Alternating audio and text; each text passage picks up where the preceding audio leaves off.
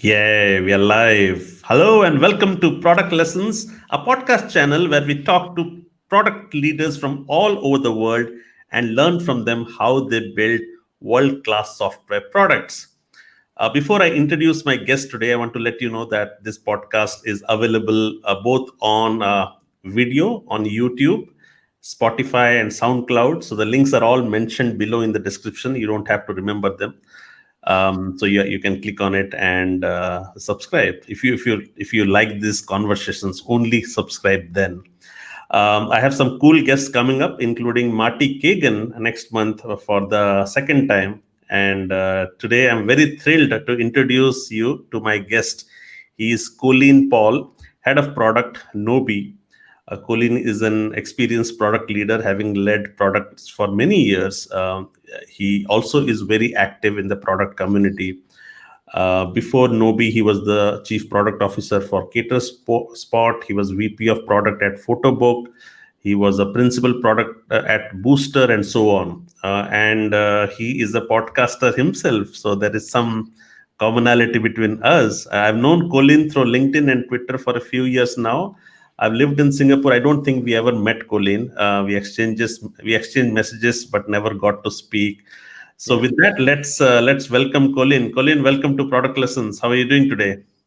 Thanks, Ravi. Thanks for having me on the show. And yeah, I'm doing good. Yeah, happy to be on the show. And right now it's in Malaysia we've just opened up, so we've been cooped up. So having these kinds of conversations virtually has been a good outlet for me as well. So yes, thank you for having me on the show.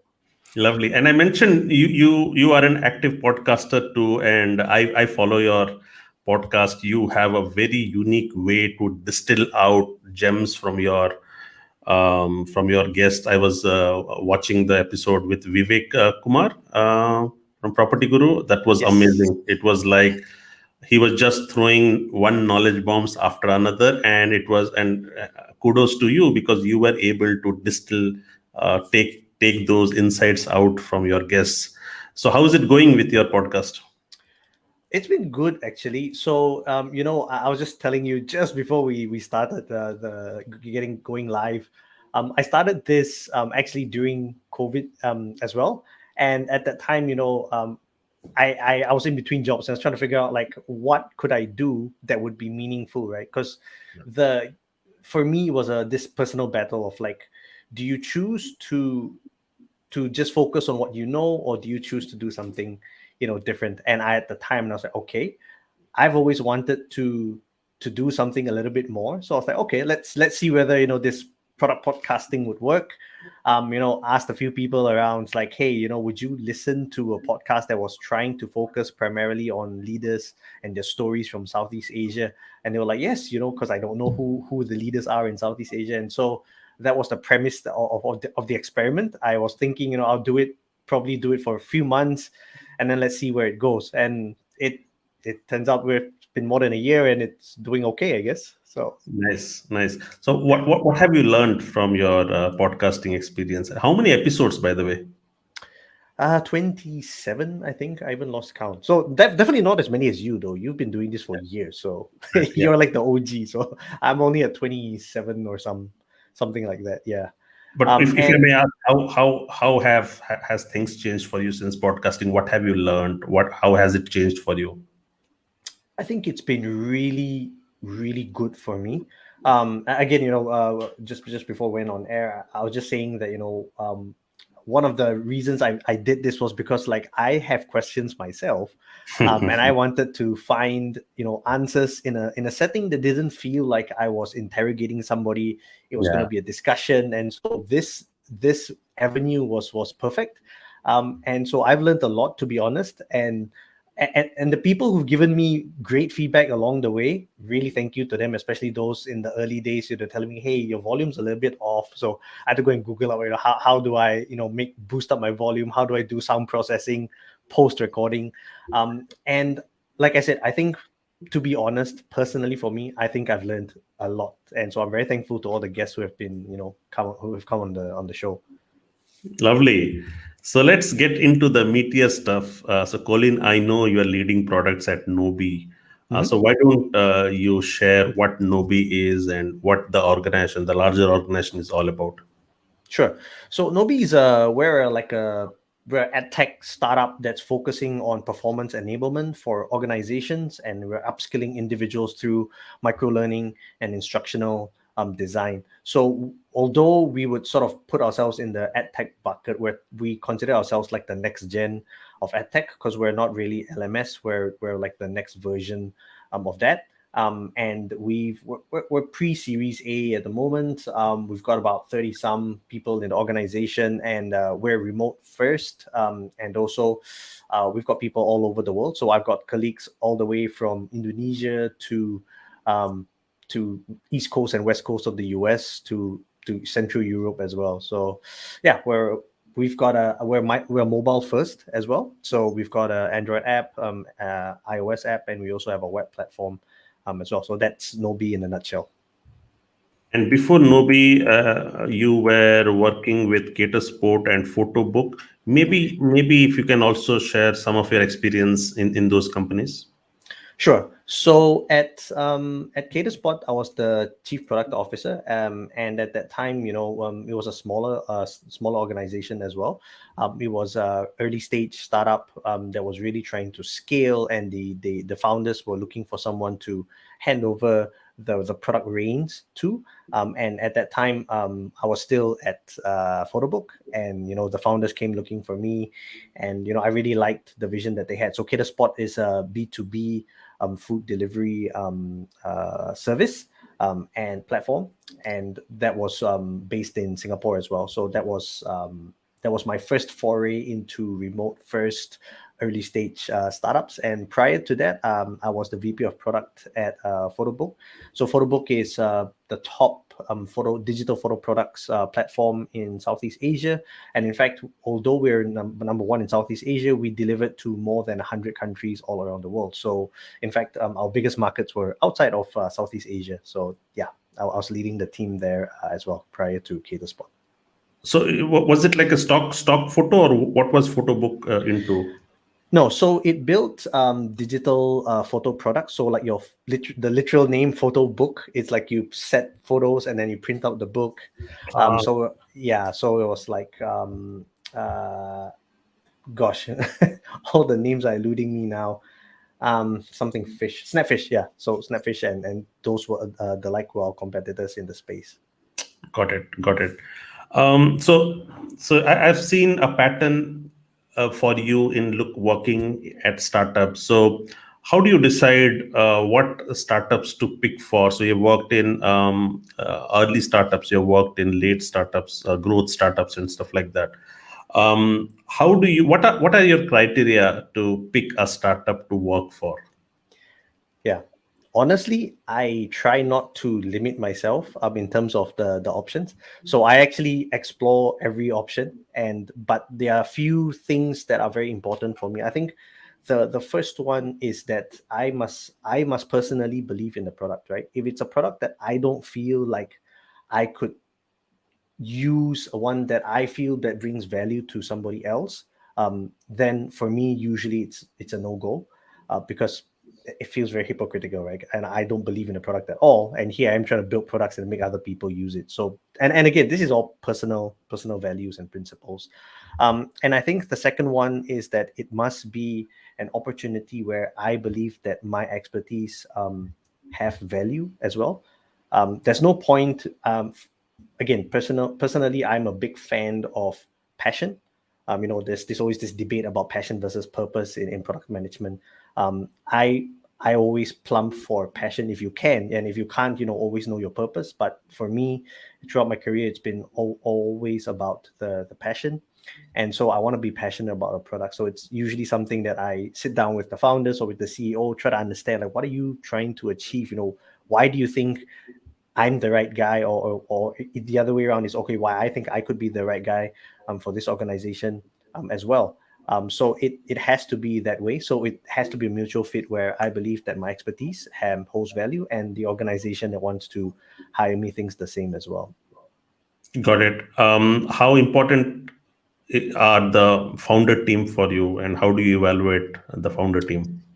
Oh, super important. I think the founders, especially in the startups that are, early mid stage that haven't gotten too big yet, your founders are making all the decisions, major decisions, and as a product leader, you're going to have to work with them very closely.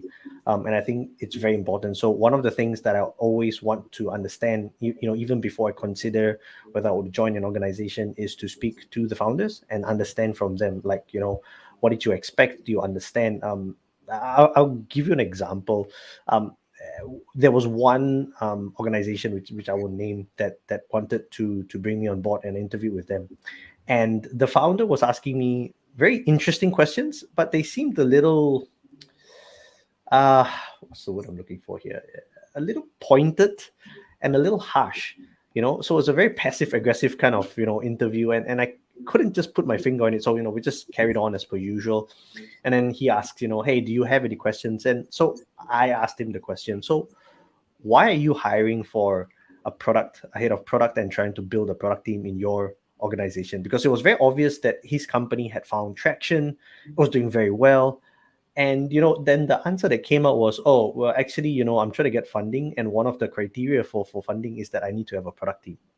Mm. And that to me was, that told me a lot, because it was quite clear that he wasn't sold on the idea of the product function, but it was an means to an end to get the funding. And suffice to say, I definitely turned it down politely, because I told him, I mean, no offense, but I don't think I'm the right guy for this role.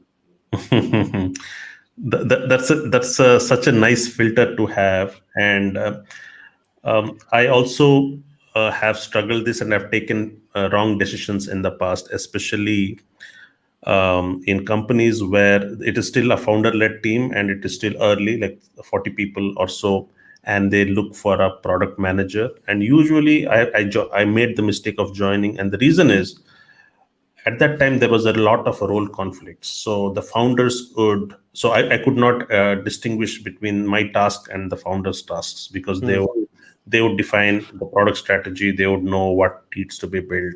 So I felt, okay, what am I doing here? These days I'm a little more conscious, and if I have to advise somebody who's joining a startup, I would often ask them at what stage the startup is, because there comes a point of time where the founders do not have the time to manage customer requests, manage the roadmap, because they maybe are busy with finding the next round of funding and investors and stuff like that. So that's when the role splits, and they create their first head of product or first product manager. So how do you ensure that you do not have such a role conflict? What kind of conversations do you have with an early startup like Nobi? mm. So I think, I mean, to be very blunt and candid about the whole thing, right? You won't. To me, I've never had this position where it's always going to be this very clear line between, okay, founder, you do this, product, you do this. There's always going to be this gray area where the two meet.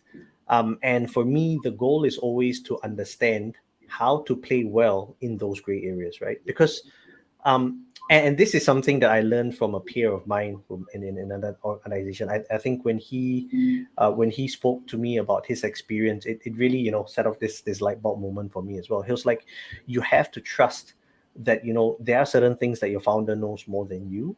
And I think that's where it's really served me well as well. So it's like, okay, I know that there are certain areas where you're definitely the subject matter expert, and I know that in what I do, there are areas where I'm the subject matter expert. So let's find this nice in between place where we can work together. So um, it's definitely going to be this constant conversation.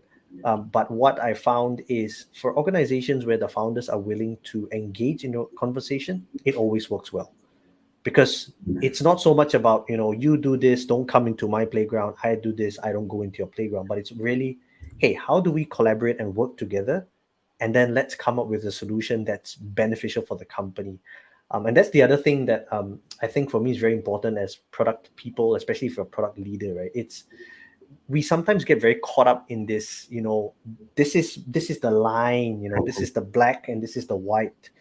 And I think it's not. Product is messy. I can't remember who said that, but whoever said it, again, this mind blowing more. Product is messy. And we have to learn.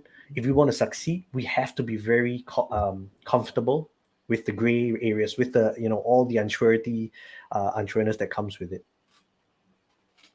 Great. So there are founders who are idea led. They maybe they came from engineering background or sales background, and they're building this team and then organization. And many times they do not come from product management background and do not have the expertise, so to say. And that's the reason sometimes they feel, why would we need a product? I mean, they would hire for obvious reasons, as you mentioned. Maybe they want the next investor round, the team to look good, so they hire a product guy. But they still do not appreciate, because I have seen so many times, even today, they think, hey, we know what we need to build, we know our customers well, we know the industry well, why do we need this guy? So what do you do in a organization like that, where you how do you educate about the importance of product management, or product management best practices, and stuff like that? And this is something that I have also struggled. How do you educate about the principles of product management and why product management is important in a startup? Yeah. So let me start by saying something that might not be very popular, right? But let me start by saying this. If you find an organization where the founders are very sure they don't understand this role, stay away from it. That is my personal advice. If you do want to take it, make sure you're up for the fight, because it's going to be a long journey. It's not a battle you're going to win in 3 months. Not, I don't think even 6 months personally. My experience is that even a year plus, you're still grinding away at trying to just chip away at the whole defense of I'm the founder, I know what's good, and therefore your role is just to be an executor. In fact, I've left a role because I realized that after a while, and this was not months, this is after like more than a year, I realized that was the situation, right? The founder didn't need someone who would help him with the vision. He wanted someone who could execute on the vision. So in Right. that case, you don't really need a product leader. You probably need you can actually do well with a junior product manager, Right. and they can execute really well. So I think that's the first thing I wanted to touch on. But I think the second part, which is also very important, is to show the areas where you can bring value. So like in terms of, let's take Nobi as an example, right? It's a new industry for me. I've never been in tech, and microlearning was something I had to learn from scratch. So I didn't go in, trying to tell my CEO all about microlearning and all about instructional design, because I was obviously the person with less experience. But where I think she saw the value was because I first asked her the question, like, what do you think the challenges are? And of course, I went in there and spoke to all the other heads as well. Where do you think the problems lie? And then it was very clear that the area which I would have big impact on would actually be in helping the organization be sharper at the focus. So then, trying to understand, okay, you have 6 great ideas, fantastic. We don't have 6 full scale engineering teams and product teams that can execute on all 6. So then we have to make a prioritization play, and here's how it can help you to make the right decision for the organization. And to your point, sorry, Ravi, you mentioned earlier also about how to work well with founding teams. I think they also need to understand that when we are making decisions in the best interest of the company, not because we think we're Mr. Know It or Miss Know It All, I think that also helps them, because there was an article that just came up about product managers should stop selling philosophy. I fully agree with that. Gosh, I want to give credit to the author, but for the life of me, I can't remember. Was it Rich Mirnoff? I think it was. He said, don't sell the philosophy. Try to sell them that you're solving the problem. Then you talk about the philosophy that comes behind it as well. Right. No, that's so good. We can sometimes get, as they say, revel in the philosophies that we have in our kitty, and then dispense them like a guru. But eventually, if you are not able to clearly lay out what the outcome is, what is the business relevance, and why this framework would actually help us in better business decisions, there's no point. And Exactly, if you are exactly. not able to do, then you have not understood your philosophy well. So you're just reveling in the just the Yeah. thought of this idea and stuff like that. So But sorry, I mean, sorry to cut in. I was gonna say, but it's fun, as a product person, it feels really awesome when you get to talk about the philosophy of product management and you talk about it. Especially, like I say, like for us, we're talking about it. It's really fun. But yeah, I think, and I've made this mistake as well, so I'm not exempt from this, right? But we have to understand when we're speaking to founders, other leaders as well, who are not in product management, it sounds a little French to them. So, yeah, we have to understand that we have to speak their language. It's not them understanding us, it's us understanding them. right. Like yesterday, so we have this new feature that is coming up, and we wanted to, yeah, everything we have decided. Okay, what the feature is about, what the market is, how is it, but we have not had any pricing decisions for that. It's not a feature; it's actually a component that will be sold of its own. Mm, And just to convince them that pricing cannot be an afterthought. Okay, pricing, you have to decide, your go to market strategy has to be decided even before you start building the feature, because once you do it, pricing as an afterthought, it's a recipe for failure.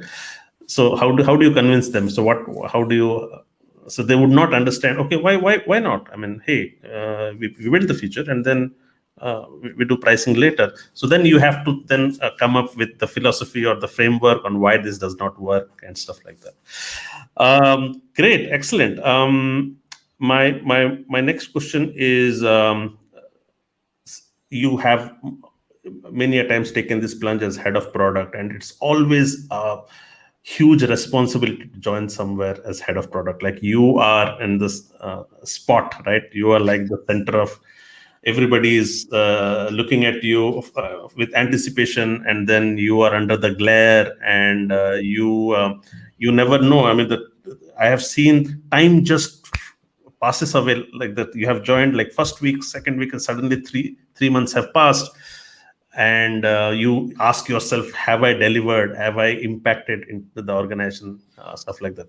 My question to you is, how do you prepare yourself for a head of product role in a startup, and how do you come up with, say, a 100-day plan for yourself, and how do you ensure that there are measurable outcomes and impact that you want to bring the organization from the day zero of your starting up in the company?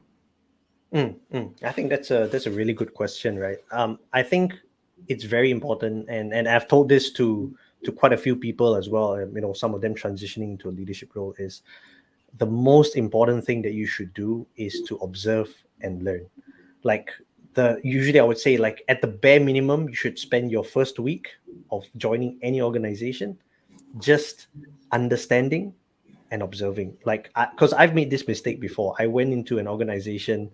After 3 days, you think you know it all, and then you start, come out with guns blazing. Let's change this, let's change that, and then you realize you've made a bigger mess than what was before. Simply because I didn't have a proper pulse of how willing people were to change, right? And sometimes, no matter how good that change is, sometimes doing the right thing is the wrong thing. And that's the irony, and that's why, that saying that product management is messy is so true. So I would say that, for me, through that really painful experience, that every time I join a new organization, it's really, you need to observe and learn. Then you come up with what you think you're going to do. I mean, definitely do your homework before you join. Obviously, look at their products, look at the history, and all that. But don't be married to how you think you're going to affect the change until you spend that time observing, and then you identify where are the areas for improvement where I can get a quick win. This quick win, I think I really like, right? Just try to get a quick win in the first 30 days, like 30 to 60 days, right? Actually, 45 would be a good mark, because 60 days is kind of 2 months in already. So try to get just one quick win in that 30 days. And if you're a leader that's leading a team, let your team get the win, not you get the win. I think that's very important, because when you're, especially if you're going in and you're taking over the team, right? everyone below you is trying to understand, how does this leader work? Is he or she going to just look out for their own interests, or are they looking out for the interests of the team? And so if you're going in with a team, try to give the team a win, which then demonstrates your ability to delegate and to cajole the team, or get the team excited and pumped up for a win. So I think those two are really, really important. And then after that, you try to continue working on the focus area. So like always, I always do the buckets, like which are the areas, right? Is it in the area of pricing? Is it in the area of sharpening where the positioning of the product is? Is it missing features? Is it getting closer to the user? What is it like? Go into those buckets and then try that. That should take you more than 100 days already, actually. But yeah, that would be the general feel of what I do usually. Right. So you say first 45 days. So and ideally a week or two should be spent just observing stuffs and learning and soaking and having conversations with Yeah. as many people as possible. Maybe also get into customers the conversations. Oh yes, yes. Customer conversations, definitely. Yeah. So you said identify some quick wins so that you achieve them in 45 days. What, according to you, could be a quick win for a product leader after joining a startup? So so in the case, I'll use real examples from my own career, right? So one of the first things that I did in a previous company was, again, went in for a week, observed all the engineering stand-ups, went for the management meetings, just trying to understand, spoke to the different heads of product. And I realized that one of the things that the organization was severely lacking was a coherence. Like the CEO knew what the engineering team needed to do for the platform, but it didn't seem very clear to the rest of the departments of what was happening. So they just knew that, okay, the tech team are doing something, we'll kind of know when it's done. But the problem is, this was a huge, this was the big ass project, but it was done like in a black box manner. So first thing I did was, okay, let's make sure that we bring um, um, understanding to what's happening and why we're doing this. So bring organization alignment. In another organization where when I started, one thing I noticed was that they were just taking in requests nonstop. Like, oh, I need no, my client A needs this, dump it in, product needs to churn it out. Hey, this person needs it, dump it in, product needs to churn it out. So that for me was, okay, this is a big problem.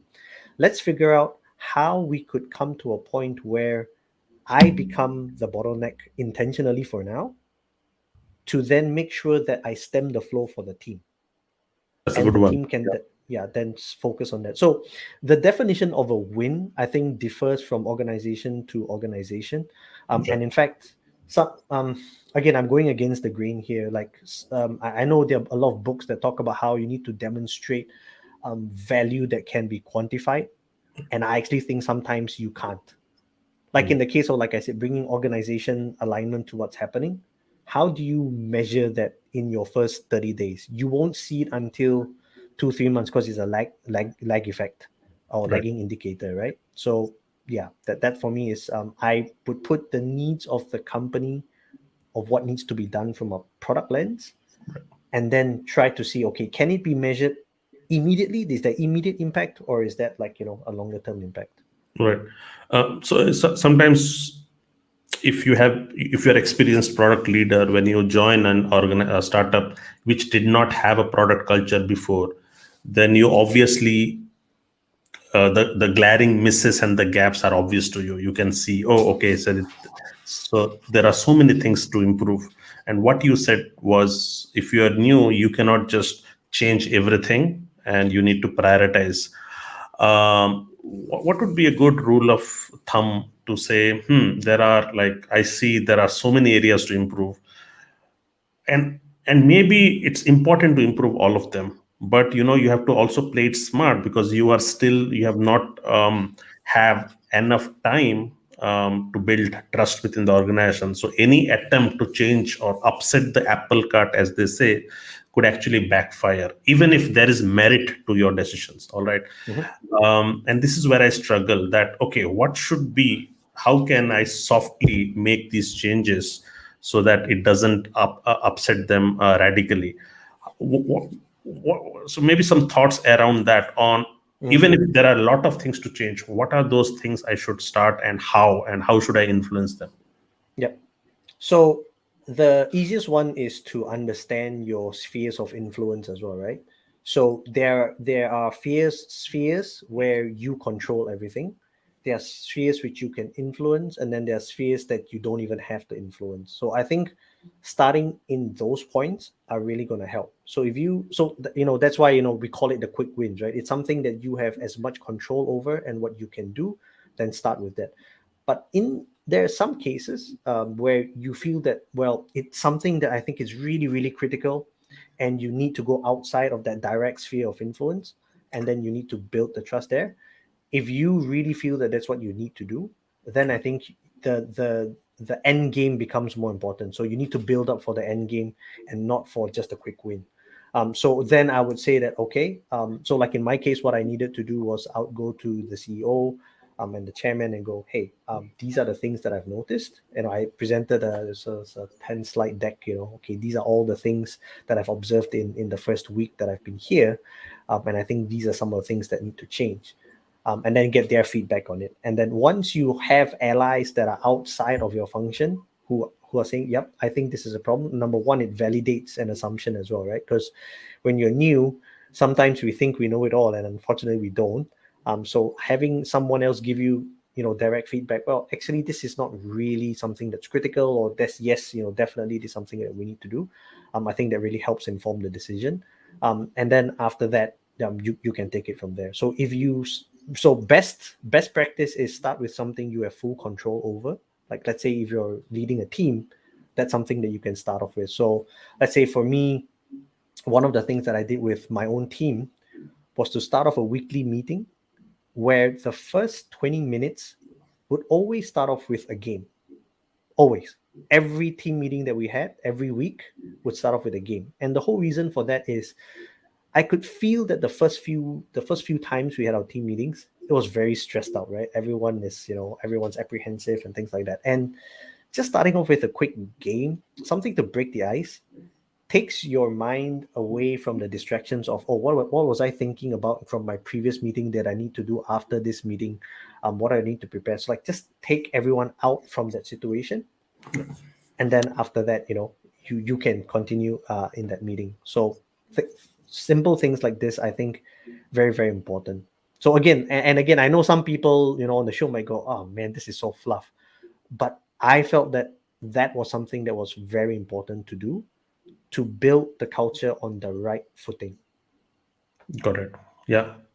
So one thing that I also wanted to ask you is, have you worked in sales-led organizations, sales-led startups where sales have a stronger say and they are driving the business? Have you had Yes, yes, yes, I have. Yes, and when the company is beginning to build its product team and make it more product led, that's where I see a lot of friction. Yes. Um, so from sales led to product led is, and the way I see it, the sales goes out, talks to the customers, and they have a list of features, and they sometimes they just want to bypass because they see a product manager only as a hindrance. They just want the feature to be built because it seems very common sense to them. They do not understand why would we need another person in between. uh, Yes. um, so yeah, maybe some ideas on from a sales led to product led, and the power to say no to sales teams. I have had this conflict, and the reason is, I mean, of course, in startups, you want to have these accounts coming in because that's how you have to grow. You have to survive in the market. So sometimes, you know what, they have an upper hand. They can challenge the CEO right on the face, and I can see a PM losing influence in such cases. So it's a very Mm, tricky mm. situation. So maybe some thoughts around that, if you have something to add on that. Sure. So I think the first thing to do, if that's the case where it's more sales led, so I think switching from sales led to product led, I think that's a much longer journey. So I think that one is probably going to take some time. But I think starting the conversation of how we can, kickstart that process. Number one, so what I did was I had a very frank um, session with the CEO. Do you want this to be sales led or product led organization? What's the end game here?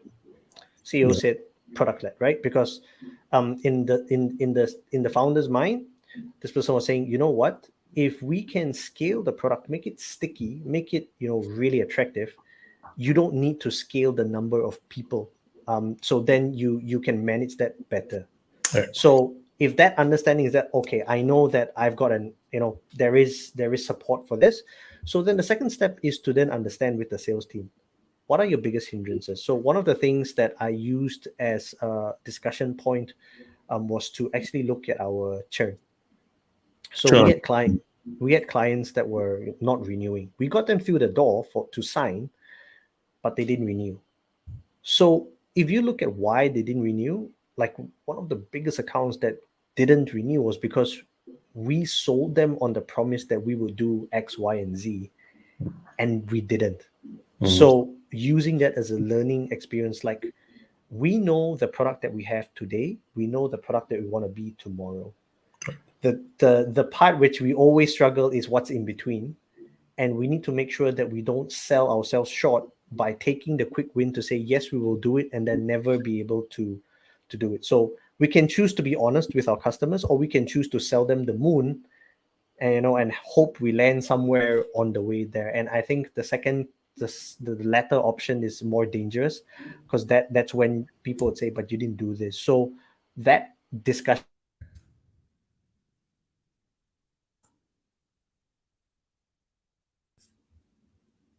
Colin, are you there?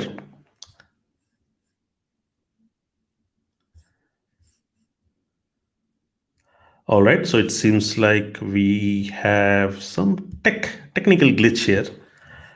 So I lost Colin amid some really good conversations. Let's see if Colin is back. Let me just check if the issue is at my end. No, my internet connection sounds good.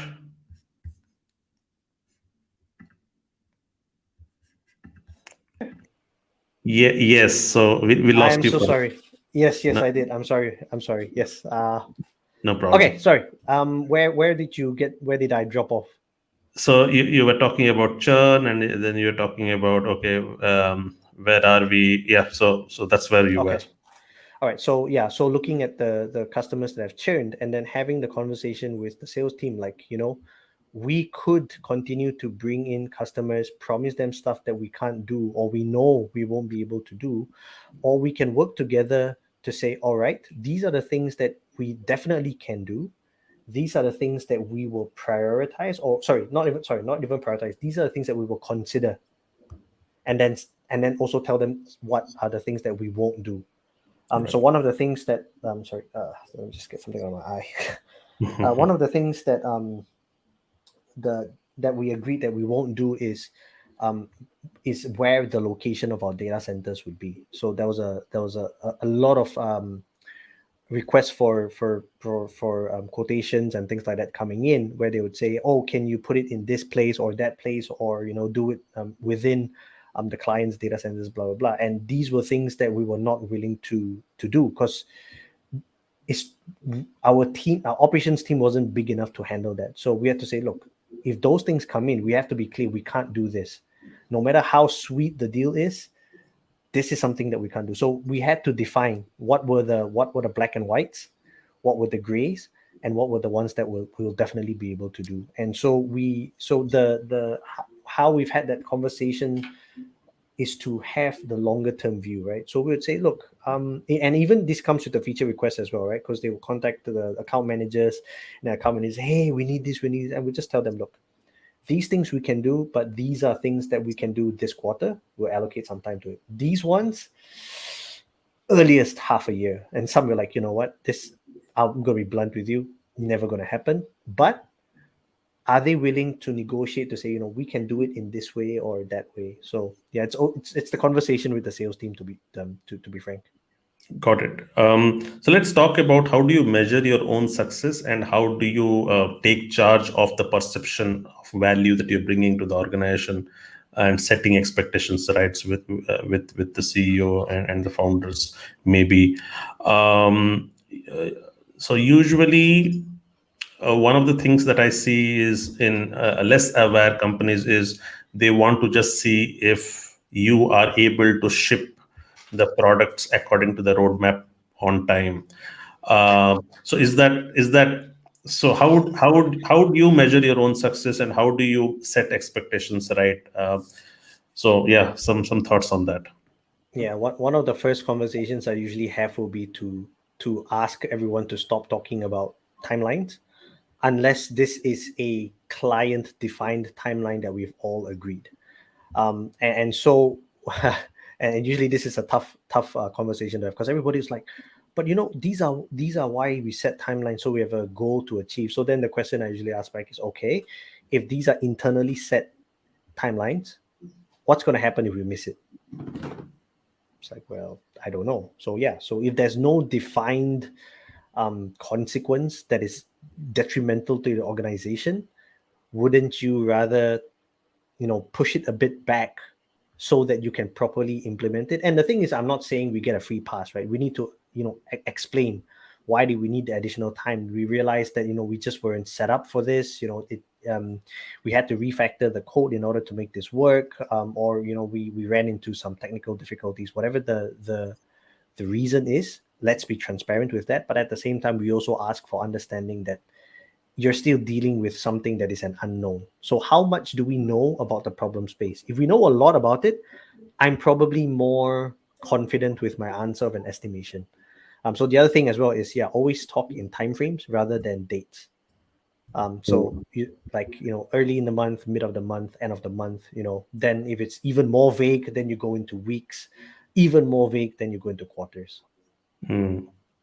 Right. So yeah, one of the frameworks I like is short term, mid term, long term, and define what is short term, what is mid term, and don't say this is Q1. We will ship 20 features in Q1 and stuff Yeah. like that. Because so, but even if it is the pressure is from external, that there are some clients that you have a deadline to, even clients should not be promised deadlines. Is how I feel. Okay. No, I agree. I agree. So yeah.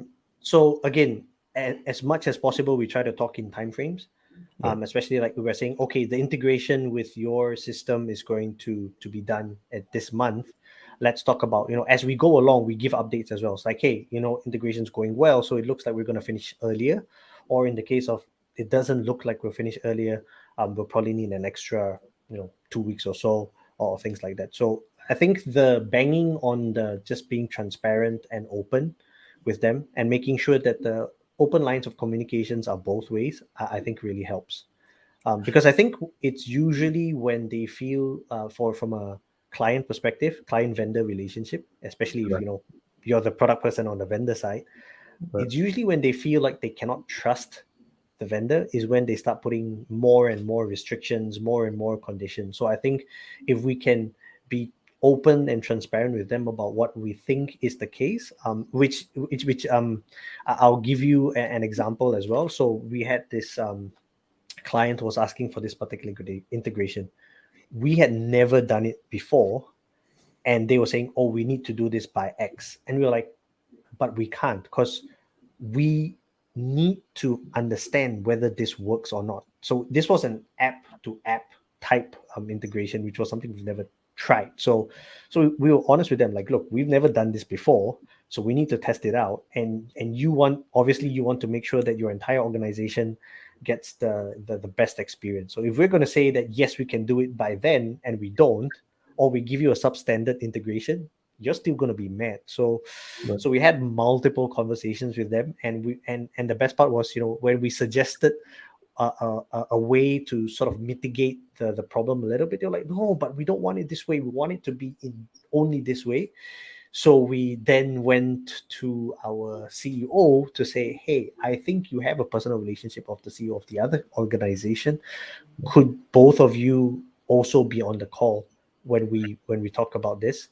And it wasn't easy, by the way, because obviously you're talking about having two CEOs in the meeting, so we had to like align calendars and everything, but we managed to do it. And thankfully, the outcome went well, and they're actually using it and very happy with it. Right, right. So when you can't stick to timelines, and you say, okay, we will deliver during this time frame, what other ways are you going to measure your success, and how do you codify it? So I had a guest last just 2 days ago on my podcast. Jens is head of product of a subscription Some, management. Yeah, yeah. something cat, right? If I remember Yeah, correctly. yeah, yeah. And so he said that he takes charge of how he measures his success, and he every week he identifies at least one or two impacts that he has brought in, and he ensures, even though his boss does not ask for it, he ensures he sends it out that this is what uh, I felt a week is too small a cadence, but that was the lesson that I learned, that I am now gonna send out the impact that I bring to the organization every 4 weeks, every month. I just send it out. Um, so, how else do you think you measure your own success to the organization? Is my question to you. Mm. So currently in Nobi, because we're primarily a B2B SaaS company, and Right. B2B tends to be a bit longer in terms of looking at impact. So the lagging indicator is a bit bigger compared to like B2C products. You tend to see it faster. So I usually try to have bi-weekly updates of what's been happening. So so I don't just talk about what we've shipped, but also what were the impacts we've managed to achieve. So we said like, oh, this particular feature, we've had 7 of our clients start using it, and we haven't even sent out the official communication yet. We had a soft launch, just a quiet soft launch, just to see whether we would get any feedback about the functionality. We didn't, and in Right. fact, 7 of our clients started using it. And then we go now after 2 weeks, then we can say, hey, guess what? We sent out the launch EDM, the product update has been sent out, and guess what? We're getting traction, and it's great.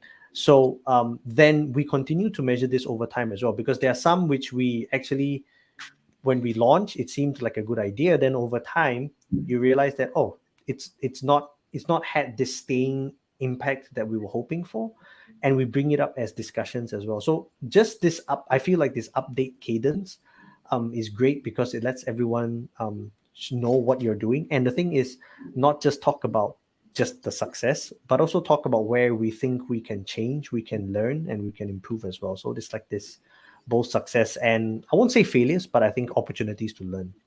Good. How does a typical week look for you in an early startup?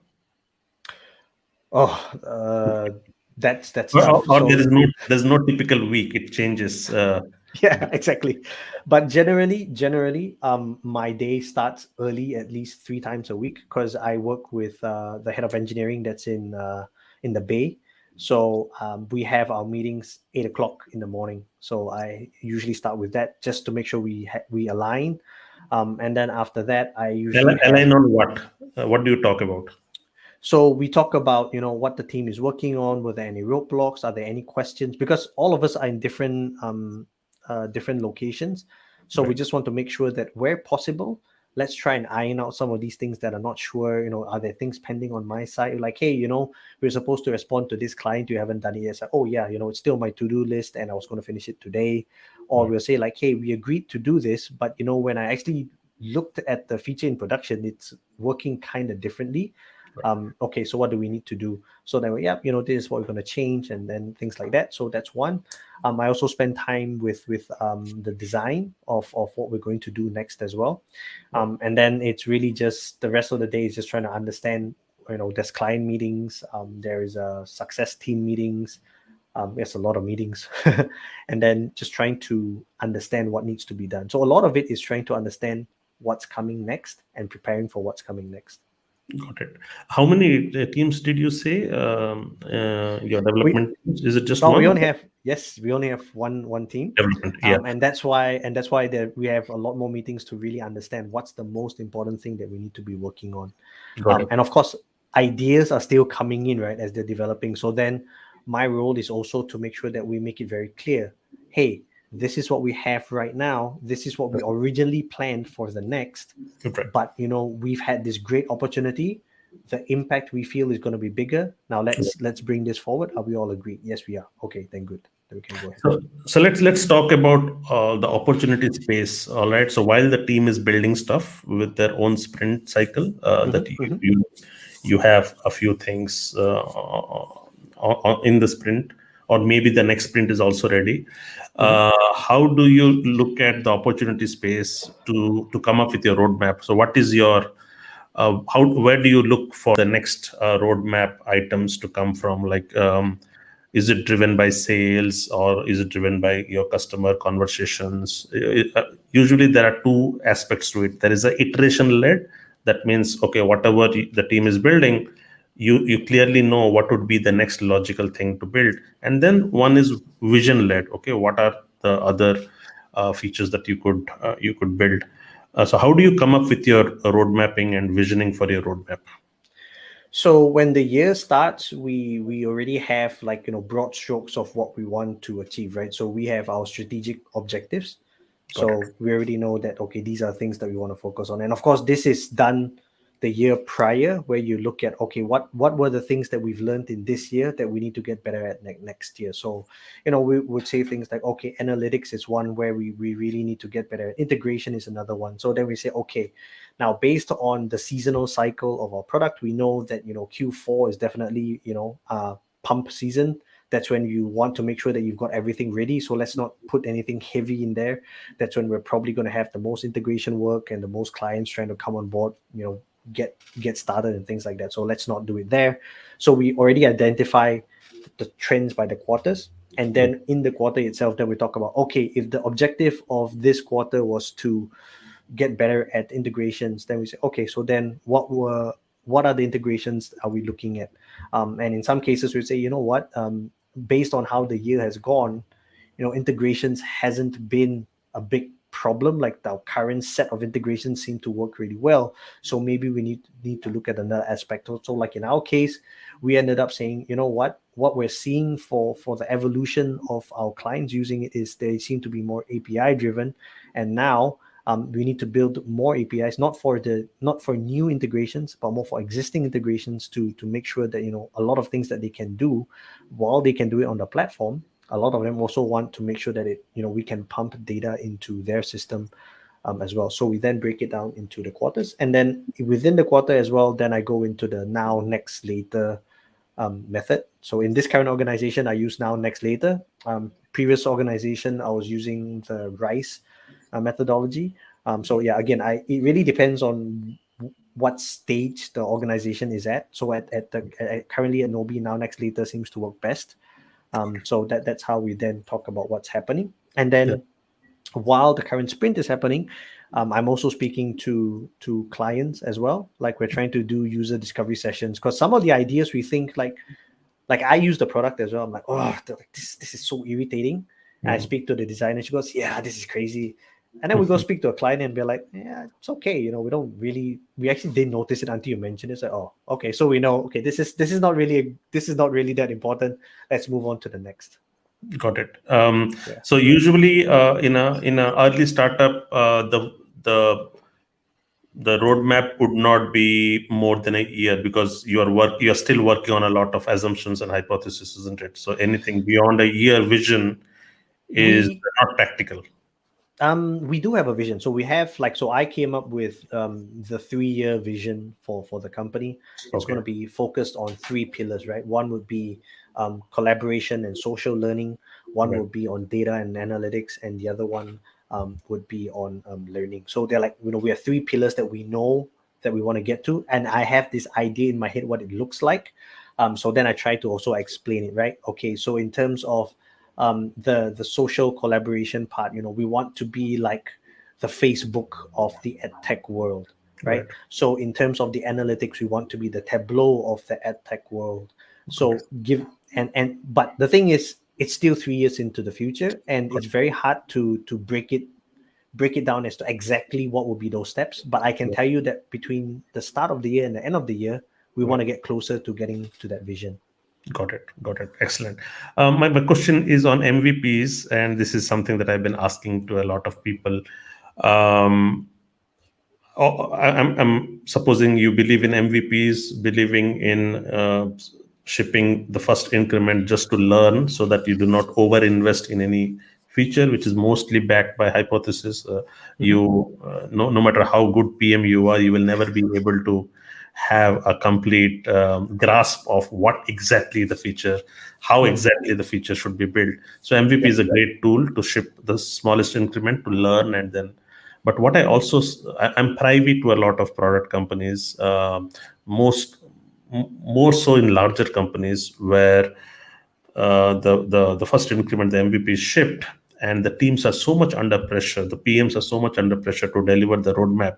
So they would start working on the next on the roadmap, and nobody is keeping track of the feature that was shipped, the MVP that was shipped, whether it has landed well or not, whether it has achieved its set outcomes or not.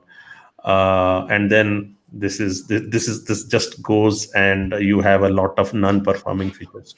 So how do you manage MVPs? Do you work on iteration one, iteration two, and how do you track the success of your features? Maybe. Yep. So I'm a believer in the MVP, but I must say that over the years, my the dogma of the MVP, I think, is a lot looser now. If you have asked me the same question 5, 6 years ago, I probably would have given you a much more different answer. And the reason for this is, I think, again, battle hardened and experience rich now, or richer now. Um, I think there's some times where we need to choose our battles. And this is one piece of advice that I've gotten from the manager, which I credit with, giving me the opportunity to learn, to be a product manager. So Dan, if you're listening, that's you. And also from another close friend who I consider a mentor as well, outside of the product space. And they both gave me very similar advice. Like, you need to choose your battles. And the reason why I say that with regards to MVP, right, is in ideal scenarios, we always want the minimum, right? The minimum viable product or the minimum viable feature that you can learn, and then you look at what the feedback is, the performance is, then you iterate. So that's the ideal case. Yes. But in the real world, we don't always get that option. And I'm just being really, really honest here. Yeah, yeah, yeah, I of course. don't. No, no, Yeah. I because I No, I completely mean, understand. So I do not want to be somebody who is a guilty PM not following to the spirit of what an MVP is, because you're right. Um, do you have the bandwidth to go and follow up on the smallest increment, or do you run the risk of annoying your users by sending out something that has not been completely baked?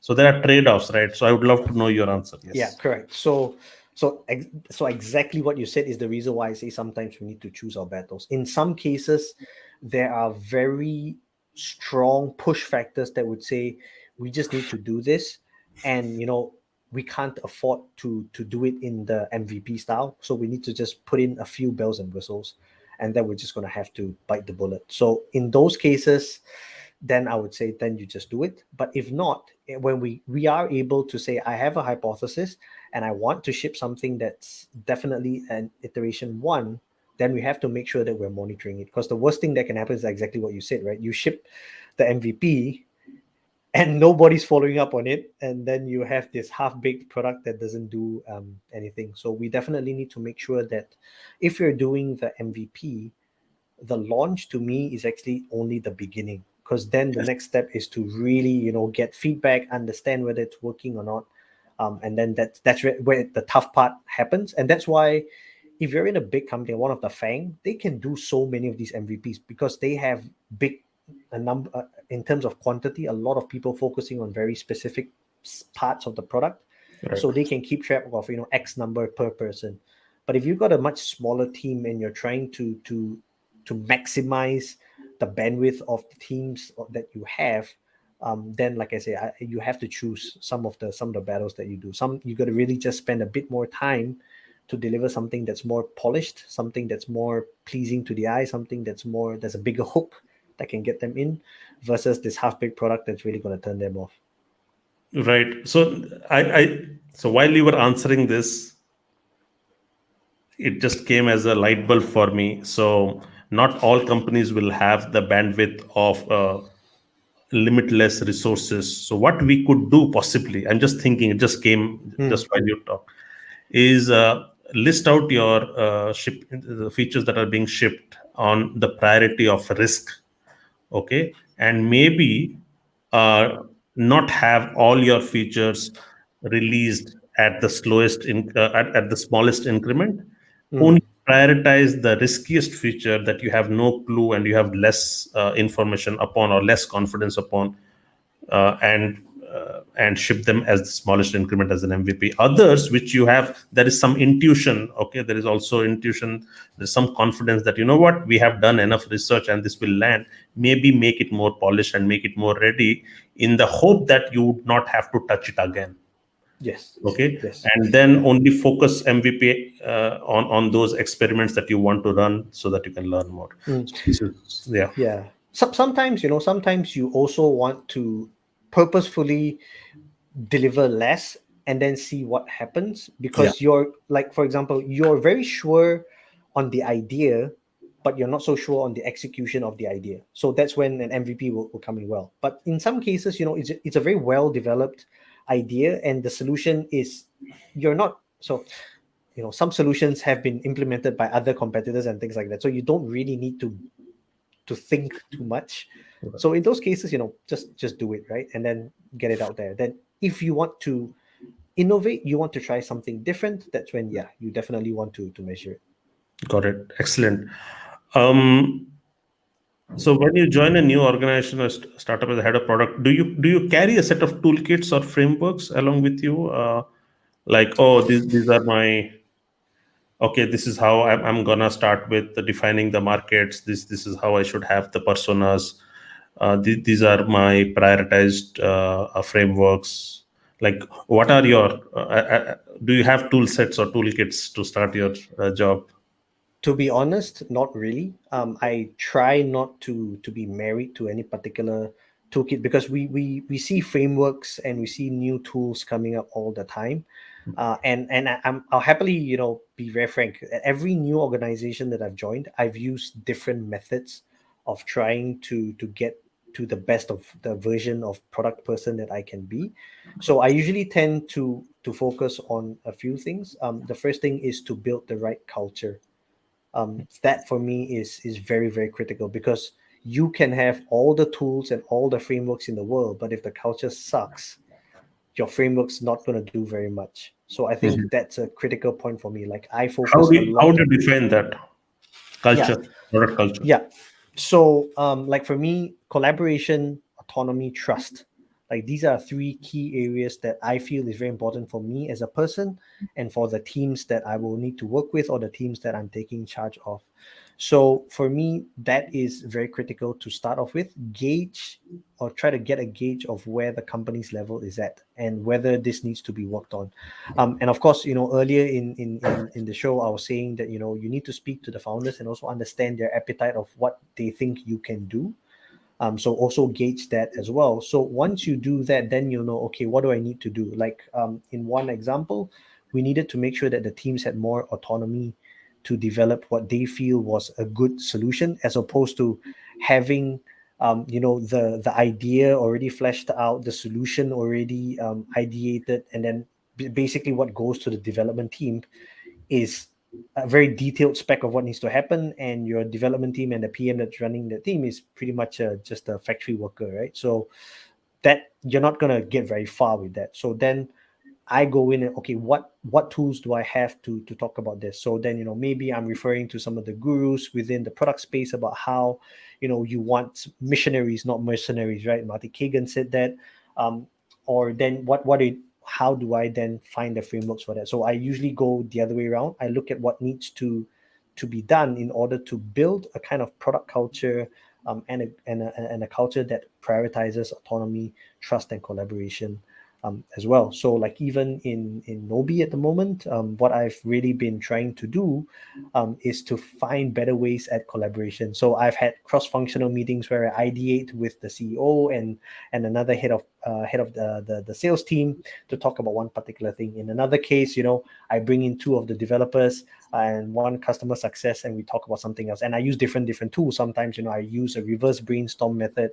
Sometimes I use a rice method to prioritize. So depending on what it is, because like I said, the tools can change. And what I do sometimes is I just go Google around for frameworks and look at what's new, and then I use it. But I think for me, key is always how do I build a situation or a culture that is going to enable us to do these kind of things.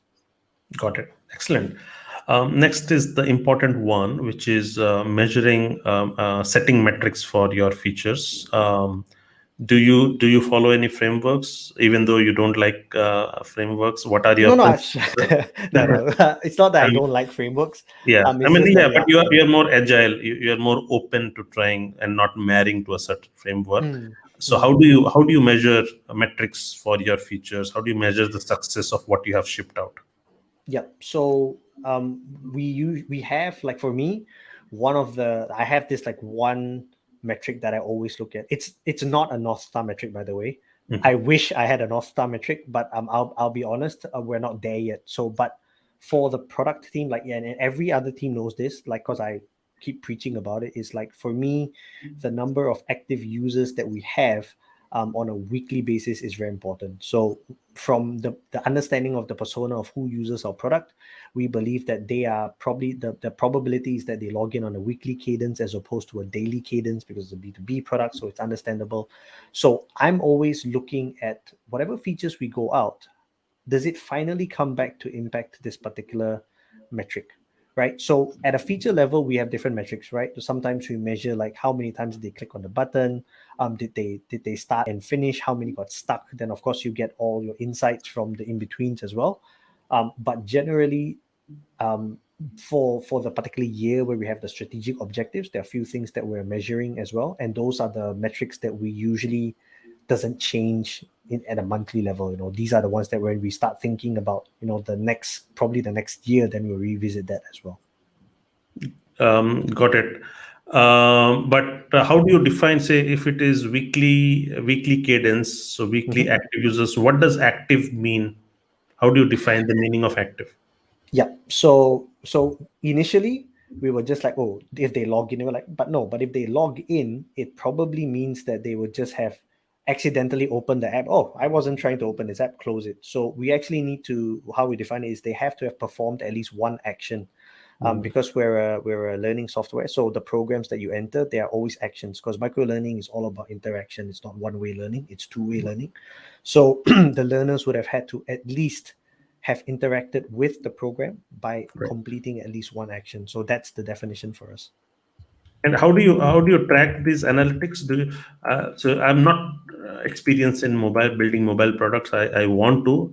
Are there popular analytics, self-service analytics tools to track user behavior in for actions? So what we're using is we're manually, like, every time we build it, we set the events, and then that gets sent to Segment, and then from Segment it gets sent to our BI tool, and that's how we track what they're doing. Of course, if you have the cash, then you have tools like Heap and Amplitude and stuff like that. Those things are amazing.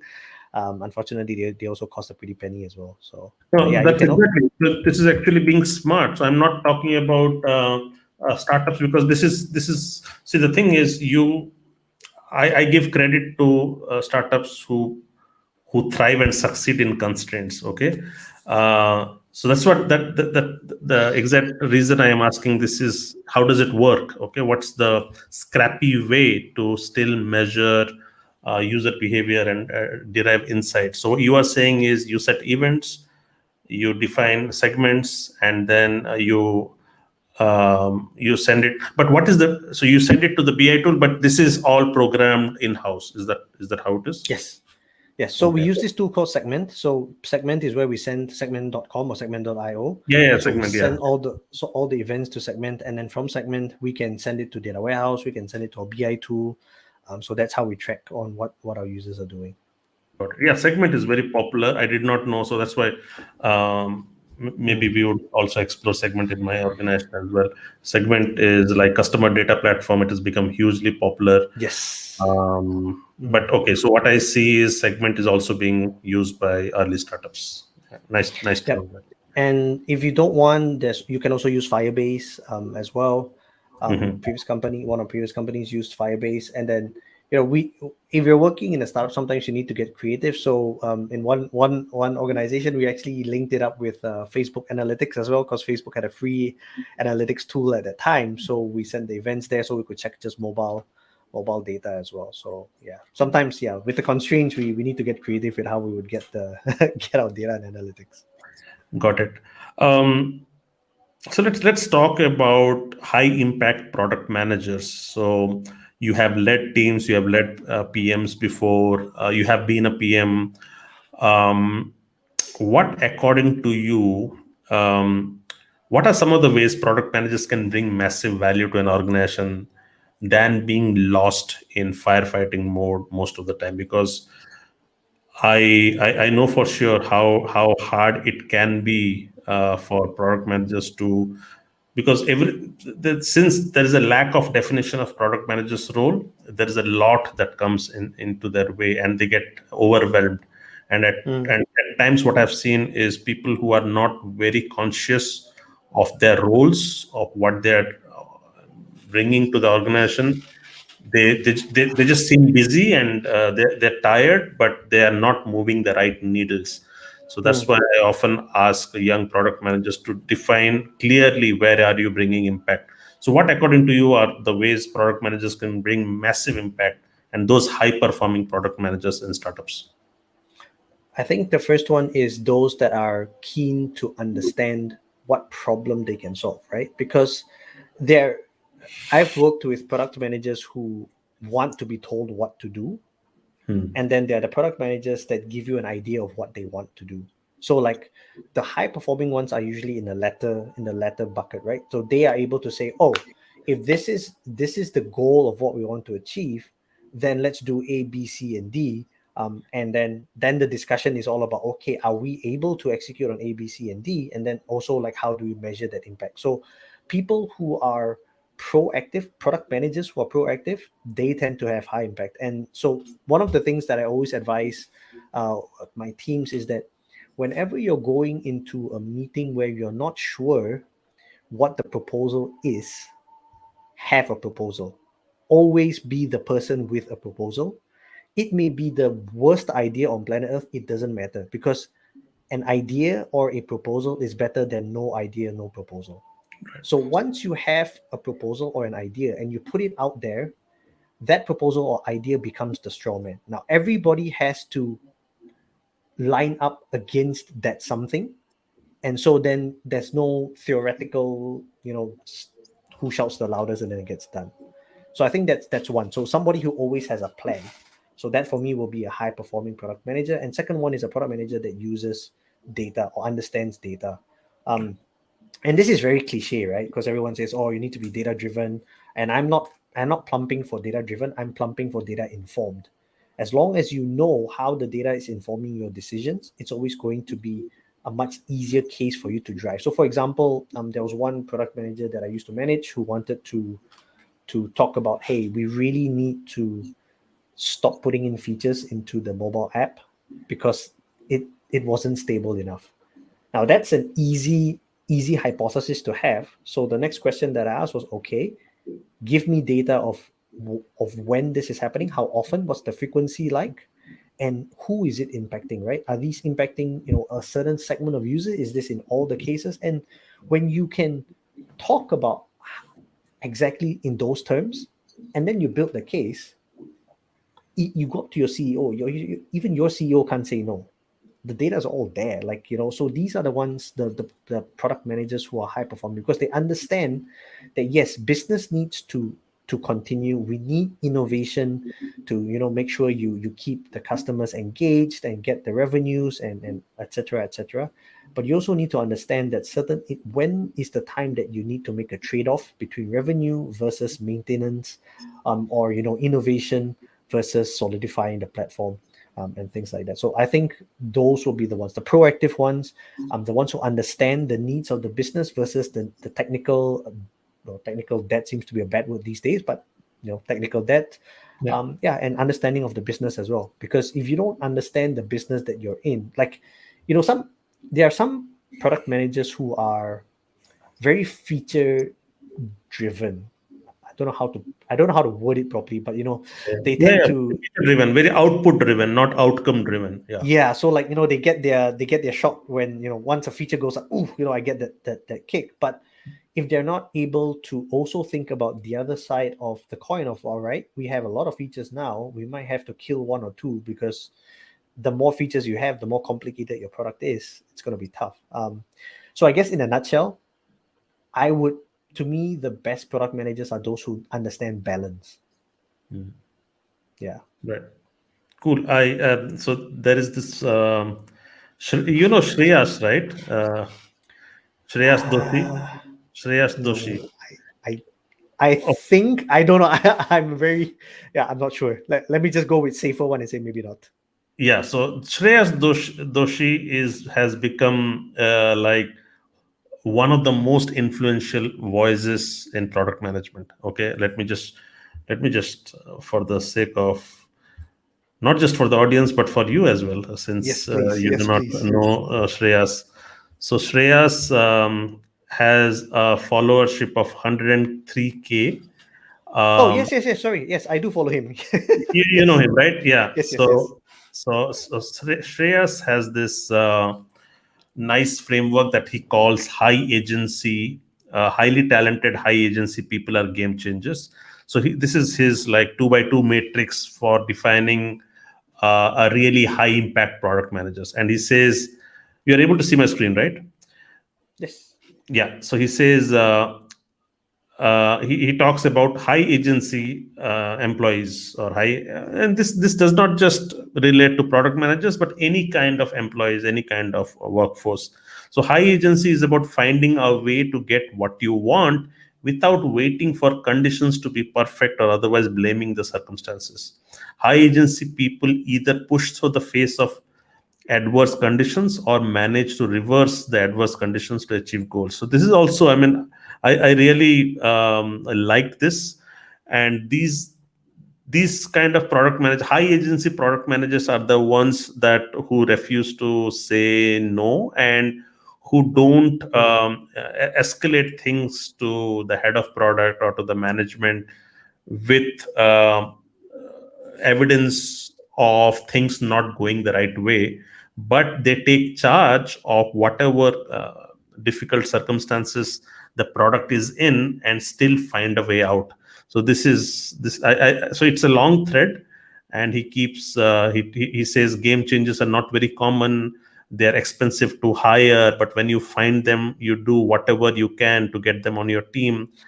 And he says that I prefer go getters over frustrated geniuses. So, frustrated geniuses are the ones who want to be given ready answers. So they are geniuses, but you know what? They always are frustrated. So I really like this. And yeah, so this is good. So he says this is a nice low agency and a high agency comparison. So the low agency guy says, I cannot get this done because legal team will block it, our competition is too strong, we don't have adequate resources, my engineering partner is not flexible, company strategy is not clear, my boss doesn't have time for me. High agency are, I will do my best to get this done because it is important for the company, I have the ability to overcome the obstacles, I find this challenge interesting, I will learn from this, I am a persistent person. So as you can see here, it is about Fully agreed. taking Fully charge. agreed. So I absolutely love this. I thought I will add one more dimension because it just crossed my mind that Shreyas had something on high impact product manager.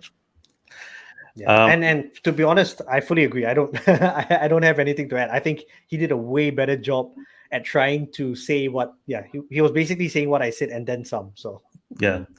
All right. So this last segment, let's talk about with your vast experience. Why don't you share with us your biggest product challenge you ever had to face in your career, and how did you succeed? Or even if you did not succeed, what did you learn? Maybe that will be a great way to end this conversation. so biggest challenge. I think my biggest challenge was sorry, can you hear me by the way? I can hear you, but Okay, all right. the video from your end is acting funny. Yeah, I know, right? So I'm seeing myself funny as well. I'm not sure why. But as long, yeah, but as long as we are able to hear you, let me just remove you from the stream and add you back. Hi, Can you hear me now? I can hear Or you. see Go me ahead. properly? Okay, all right. So I think the biggest challenge that I've had as a product leader was when we were trying to run this huge project that was going to be product. It would be industry defining. It was going to be a game changer for the industry, and it was a. I didn't know it at that time, but I found out later on that it was our make or break um, um, play as well. So it was pretty much the company's Hail Mary play. Um, and it involved three different development centers. So it was involving KL, Malaysia, it involved Australia, it involved the US. And the biggest challenge was because the leadership at that time decided that they wanted to go with a layered approach. So one location would do the front end, one location would do the back end, and another location would do the API integration. And then they were like, okay, Colin, you're the technical product lead. You have a team. This is your baby. And it was so tough because I think it got off to, it was a, I mean, there was great fanfare in launching it, but I somehow struggle to understand why nobody would have seen a big problem with the way that would have ironed out. And I spent the majority of that year, in fact, not just that year, more than a year, trying to keep the project together from a product perspective, because we had product marketing managers who would be in geographies, who were giving us feedback, and this is what they wanted. And one person wasn't getting enough love, like everything that his region was talking about wasn't getting prioritized. And here I was trying to say, no, it's not that we don't want to prioritize, but we have to work with what's the one that has the biggest addressable market, and things like that. So that was the biggest challenge, to be honest. I was fighting all throughout that time to convince management to actually switch to autonomous teams. So each location would be able to do full stack and deliver features. And then in that way, I would be able to have the product managers who were working in those locations Right. on specific features. I would carve out the slice each cake, or each slice of the cake, which is a fully functioning feature, as opposed to going it by layer, which meant that we had meetings every day, and I had meetings as early as 4 a.m., as late as 11 p.m., and still having to go into office the next day.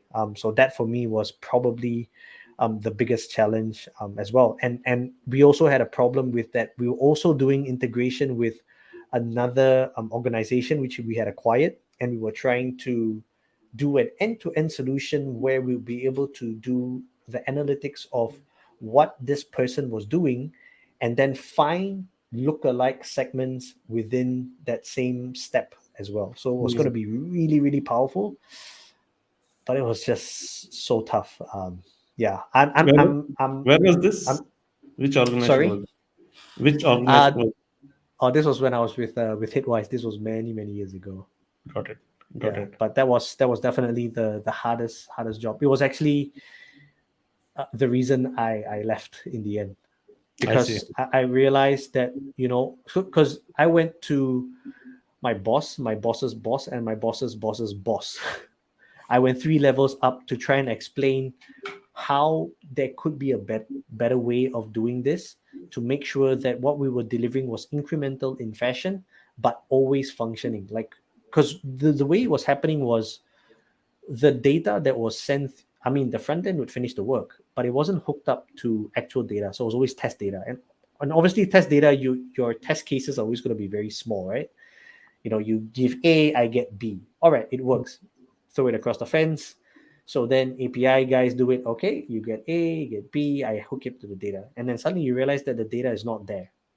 And then Right. data team is going, hey, but we don't have the definition of this particular data, which means I need to pull from 2 different tables, do some calculations on the back end, blah, blah, blah. And then you realize that, okay, whatever we planned to do in this sprint was never going to go out. And that's because you had 2 different teams who were doing 2 different layers in 2 different time zones with 2 different product managers as well. Mm. Have you enjoyed working in larger organizations, or you enjoy in startups, smaller startups? I definitely have enjoyed my time more in smaller startups. And why? I think because the smaller startups, you tend to focus more on getting the value. And so one of the sayings that I live by, and a lot of my product teams will know this, past, present, is I live by this saying called "get shit done." And I find that the bigger the organization, the less probability of that happening in a short space of time. Right, but there is more shit. Yes. Yeah. So it's basically just choosing your poison. And to be fair, I really enjoyed my time when I was with because Hitwise, and Hitwise was part of the bigger Experian family.